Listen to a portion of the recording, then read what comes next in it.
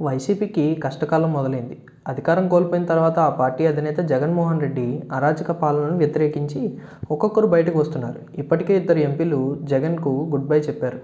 ఈ ఇద్దరు కూడా ఆయన సన్నిహిత కోటరీ వ్యక్తులు కావడం విశేషం. ఈ ఇద్దరు జగన్తో కలిసి జైలు జీవితం గడిపి ఆయనతో క్లోజ్గా నడిచిన వారే. ఒకరు మాజీ మంత్రి, మాజీ ఎంపీ మోపిదేవి వెంకటరమణ, మరొకరు ఏటూ విజయసాయిరెడ్డి. తాజాగా వైసీపీ నుండి మరో ఇద్దరు ఎంపీలు బయటకు రావడానికి సిద్ధమయ్యారనే ప్రచారం జరుగుతోంది.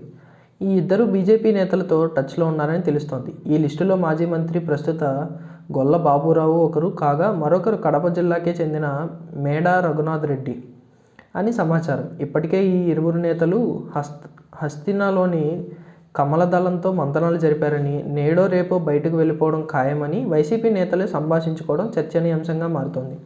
గొల్లా బాబురావు జగన్కి హ్యాండ్ ఇవ్వనున్నారని కొంతకాలంగా కథనాలు వినిపిస్తున్నాయి. ఆయనకు గత ఎన్నికల్లో జగన్ టికెట్ కూడా ఇవ్వకుండా అన్యాయం చేశారని భావిస్తున్నారట. మరోవైపు మేడా రఘునాథ్ రెడ్డి సేమ్ స్టోరీ. జగన్పై విశ్వాసం కోల్పోయారని చెబుతున్నారట తన సన్నిహితులతో.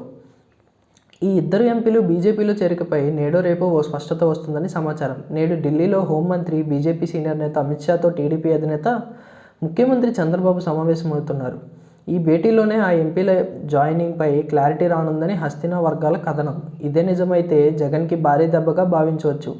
ఇప్పటికే ఆయనకు గ్రాడ్యుయేట్ ఎమ్మెల్సీ ఎన్నికలతో ఊహించని షాక్ తగిలింది. వైసీపీ మద్దతు ఇచ్చిన నేతలు ఓడిపోయారు. దాని నుండి కోలుకోకముందే ఇద్దరు ఎంపీలు జారిపోవడం వైసీపీకి జలగ్గానే భావించవచ్చు. మరి ఆ ఇద్దరిని ఆపడానికి జగన్ ఎలాంటి నిర్ణయం తీసుకుంటారో, వారిని ఎలా కట్టడి చేస్తారో చూడాలి.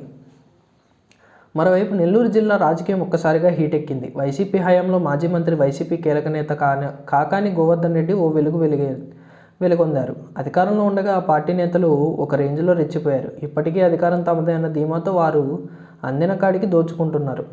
కూటమి ప్రభుత్వం చట్టపరంగా చర్యలు తీసుకోవడంతో వారెవరికీ నిద్ర కూడా పట్టడం లేదు. మాజీ మంత్రి కాకాని గోవర్ధన్ రెడ్డి, ఆయన అనుచరులకు ఇప్పుడు ఫోర్జరీ ఉచ్చు బిగిస్తోంది. జగన్ జమానాలో పెద్ద ఎత్తున గ్రావెల్ దందా, కాకాని అండతో గ్రావెల్ మాఫియా రెచ్చిపోయింది. సర్వేపల్లి రిజర్వాయర్తో సహా చెరువుల్లో పెద్ద ఎత్తున గ్రావెల్ అక్రమ తవ్వకాలు చేపట్టి వందల కోట్లలో స్వాహా చేశారు. అలాగే ఎంపీ మాగుంట శ్రీనివాసులు రెడ్డి సంతకం ఫోర్జరీ చేసినట్లు ఆరోపణలు ఉన్నాయి. మాగుంట పేరుతోనే అక్రమ అనుమతులు తీసుకోవడంతో అప్పట్లోనే కాకాని అనుచరులపై కేసులు నమోదయ్యాయి. మాగుంట సంతకాల ఫోర్జరీ వ్యవహారంపై కూటమి ప్రభుత్వం సీరియస్గా ఉంది. ఇప్పటికే 10 మంది అధికారులతో సిట్ ఏర్పాటు చేసిన విషయం తెలిసిందే.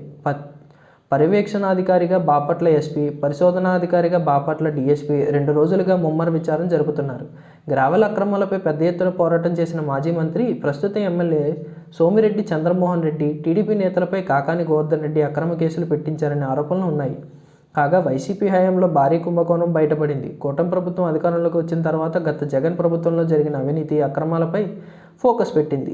బాధితులు కూడా పెద్ద ఎత్తున ప్రభుత్వానికి ఫిర్యాదులు చేస్తున్నారు. సర్వేపల్లి నియోజకవర్గంలో మాజీ మంత్రి కాకాని గోవర్ధన్ రెడ్డి భారీ భూదందాలు ఒక్కొక్కటిగా వెలుగు చూస్తున్నాయి. కాకాని అక్రమ భోగోతాలు బయటకు వస్తున్నాయి. రూపాయలు 230 కోట్లు విలువ చేసే పేదల భూములను తన అల్లుడికి, కంపెనీకి అప్పనంగా దోచిపెట్టినట్లు కాకానిపై ఆరోపణలు వచ్చాయి.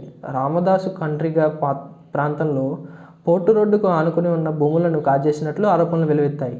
రైతులను బెదిరించి భయపెట్టి ఎకరా భూమి 15,62,142 రూపాయలు చెల్లించినట్లుగా ఆరోపణలు వచ్చాయి. ఎన్నికల నోటిఫికేషన్కు ఒక్కరోజు ముందు కాకాని అల్లుడి డొల్ల కంపెనీకి భూములు గత జగన్ ప్రభుత్వం అప్పగించింది. 2024 మార్చి నెల 16న ఎన్నికల నోటిఫికేషన్ను ఈసీ ఇచ్చిన విషయం తెలిసిందే.